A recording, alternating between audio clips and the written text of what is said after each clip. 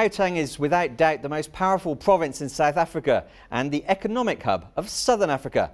As the economy grows, so too does the population.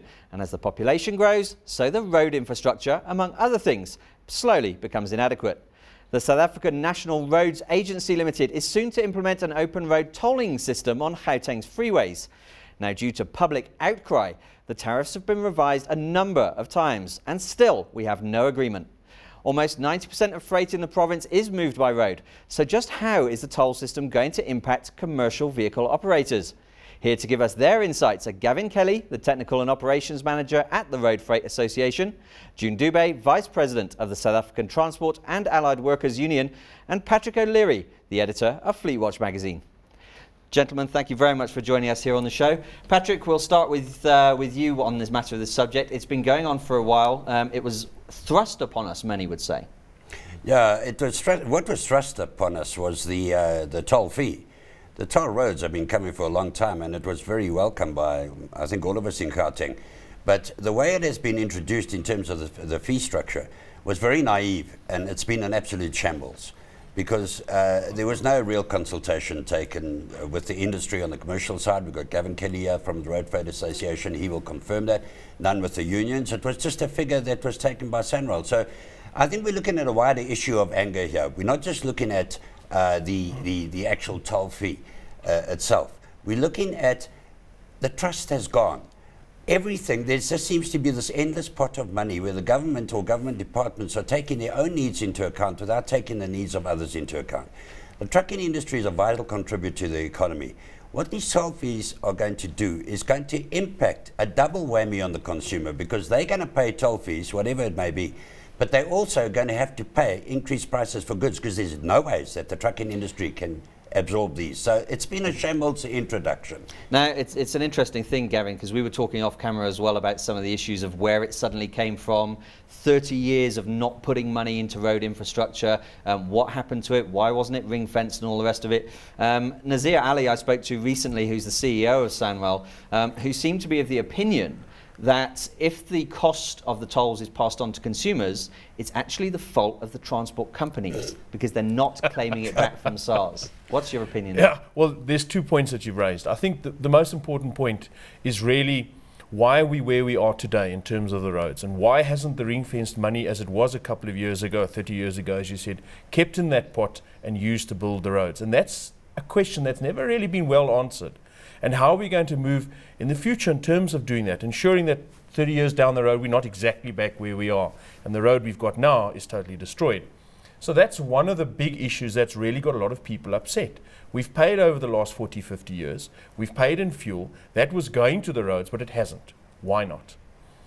The other piece that really fuels the fire is you've only given us one option. Are there not other options? And could we not have a number of options that would mitigate the cost impact on you and I, because that's really where it boils down.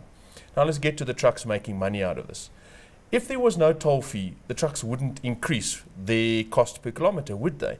What they need to do is refund or get back the money they're going to pay on tolls. Now it's not easy to upfront a whole lot of money. Some of the operators are saying if they operate in the Gauteng area, and Patrick, you would have seen those stats, they're looking at R1 million in a year. Where do you find R1 million off your bottom line? You have to charge the customer. Some of the operators will be able to do that. Others won't be able to do that. So are we going to make money out of this? No, we won't. Can we claim back some of those fees? Yes, we can. Perhaps a year down the line, we could get it back through company taxes, and we'll have to see. So this whole process has got a lot of unintended consequences and unknowns because the information is just not available. Now, consequences, of course, June, are something that the unions are very much aware of. We are at that time of year where the unions are negotiating on all sorts of issues. What's the union's take as far as SATAWU is concerned? With regard to these toll gates, we anticipated long time ago, when in 1998, when in the Department of Transport and then Sanral was established, that and then will end up in these problems. So, but on our side, we reject this thing. As a result, we have lodged this Section 77 with NETLEC. It was supposed to take place on Friday, but it was postponed because of that, because we want to fight this. According to us, are not necessary toll gates because a gate which are shorter than kilometers is not a toll gate. If we will have and allow this thing, and then the workers are going to pay a fortune, because that's the workers that are going to pay in actual. When you look at who is staying far from the CBDs and the industrial areas, are workers in terms of the apartheid partial development. They put these people, the township, far away from, so they are paying to pay a lot of money. When it comes to the work in the transport industry, it's obvious that, and then the truckers are going to increase, and then the cost of running this thing, which is going to... It is very much a situation where the guys working on the ground, the members of the union, are going to be paying, you know, a huge amount that's coming off what is not one of the highest salaries necessarily in the country. Yes, coming out of ours, there are people that are still earning 1,002, 1,005. If then you are going to all of a sudden and then pay 900 rand to toll gates, and then that's a disaster that is coming. But that is the thing. I mean, it's affecting everybody, Patrick, isn't it? It's not just as far as the transport companies are concerned, it's every single individual. There are cries for boycotting the toll gates and cramming all that traffic onto our side roads. Absolutely, it's going to affect everybody in lots of ways. And you know, I think the trucking industry, from my interviews with various people, not against paying tolls.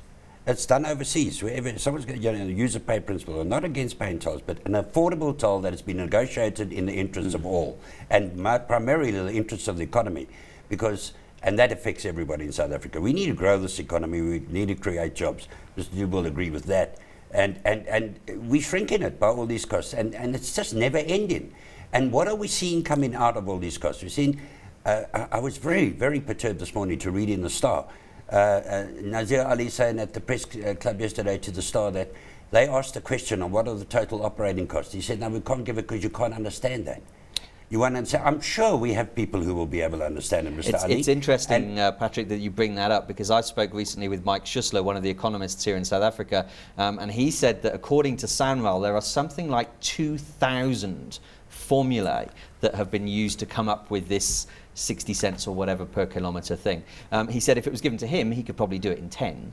Yeah. But maybe it is. Maybe they have come up with this smoke and mirrors complicated scenario. But you know, sorry, Gavin. I won't understand it.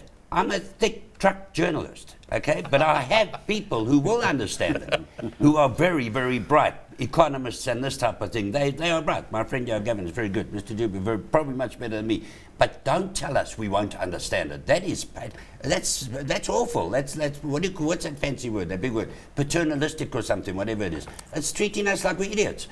I have huge respect for the job that SANRAL has done in the past on our roads, our N1s, N2. They have done a stunning job. They've sullied that name now, just with the introduction of a fee through lack of consultation and not taking into account the total needs of the economy and the total... Last time with the fuel increase, I promise you, there were operators who parked their trucks off because they couldn't pass the increase on to customers. Cool Cat Carriers was one of them. Parked 18 trucks. Drivers were out of jobs, everything, because you couldn't pass that on to the customer. The same is going to happen here. So the economy, the trucking industry, are not going to benefit at all. The whole thing's going to be nailed. Get to Gavin, an affordable rate. Quite right. Gavin, as far as that, I mean, hopefully you do understand how this thing was all put together. But we, as the average motorist, truck driver, transport operator, we don't. So how are we supposed to get through this whole scenario? Well, I think Patrick's hit one of the major nails on the head. And you used the term smoke and mirrors, so I'm going to borrow that term from you. Every time we've interacted and asked for information, we've got information but not the full ambit. And as we've interacted and obviously put reports in, then the reports, more information is made available. There's some very basic questions here. First of all, was the impact on the economy ever assessed? Where is this report?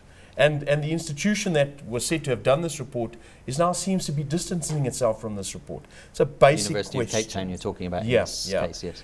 Secondly, what sort of impact will it have on the man on the street? Let's take it away from the economy and just ask the gentleman who drives between Pretoria and Johannesburg, what will it be per month? And we come up with figures of 800, 900 rand. To go to the alternative road sounds like a good idea. Have you been on them? So it's going to have a whole myriad of effects. In a couple of the stakeholder meetings, the local municipalities put their hands up and said, but you haven't clarified this for us, you haven't clarified that for us. So if we don't understand it, Patrick, government levels are not understanding what a government department is Now, doing. June, that is part of the problem, is that issue of understanding. Now, if you look at the way toll roads, granted, everybody agrees they exist all over the world with a bid to paying for the roads, paying for the road infrastructure. If you look at somewhere like Italy, where we have the autostrada, it's been there for many years, your cost there per kilometre is 6 euro cents, which is, give or take, 60 cents South Africa. Funnily enough, that's pretty much the figure they're coming up with in South Africa for the roads. But wouldn't it be nice if your union members were earning the same as they earn in Italy? Yes, if people in South Africa were as the same as the people in the developed country, maybe we'll be talking another language. But in South Africa is totally different. First and foremost, there is a high rate of unemployment in all the industries. Because of the unemployment, we need to bring on board the other people, the small and the medium enterprises.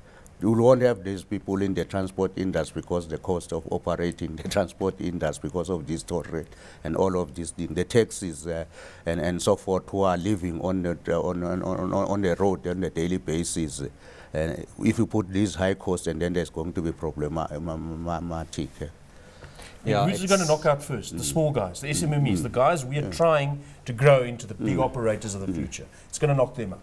We have this supposedly great entrepreneurial spirit in South Africa, which is brilliant. We've got small fleet operators and everything else, but Patrick, it's right. They potentially could be falling by the wayside. Absolutely. You know, a lot of SMMEs have already fallen by the wayside. It was a very attractive route to come, the trucking industry, for guys to come. There's work there. There's no rail service to talk of. So the road has to service the economy of South Africa. That's what a lot of people forget. They should thank the trucking industry rather than always looking at condemning it. But what needs to be done is that the true opportunities have to be found, and they do exist, but a lot have been abused. The coal hauliers, for example, Dube, you would know, those guys went in, bought trucks. They got the wrong rates, everything was a mess. But now, you know, so when we're talking, I'm getting a little lost here because I get a bit angry with this whole lot. What I'm saying is that the trucking industry is vital to the economy of South Africa. Vital employer, it employs a huge lot of people. There are incredible brands in the trucking industry. The Imperial Group operates overseas in Europe and has got contracts against European competition to, for example, haul parts for BMW in Europe. We have bright brains in the trucking industry. We have if we can't understand the formula, try run a trucking transport company with 3,000 trucks. Of course, President Zuma is advocating creating millions of jobs by 2020, Gavin, but this looks as though we could be losing jobs on the other side of that. The question is, we've got a number of questions that arise out of this. We've heard the reference to it's going to be nationally rolled out. So is this what's going to happen in Cape Town and Durban, no matter what the smoke and mirrors say? What effect is that going to have generally around the country? And then a couple of other issues, like if we added R1 to the fuel price now, and we did that for 10 years, we'd wipe out the backlog and fix all the roads in the country. If their figure between 140 and 180 billion is correct, we wouldn't have to spend 6 billion to collect the toll fee. That, of course, is assuming in the current situation that we could get fuel to fuel the trucks anyway. Well, yes, there we go. Gentlemen, we have to wrap this up, but Patrick O'Leary, Gavin Kelly and June Dube, thank you very much for joining us.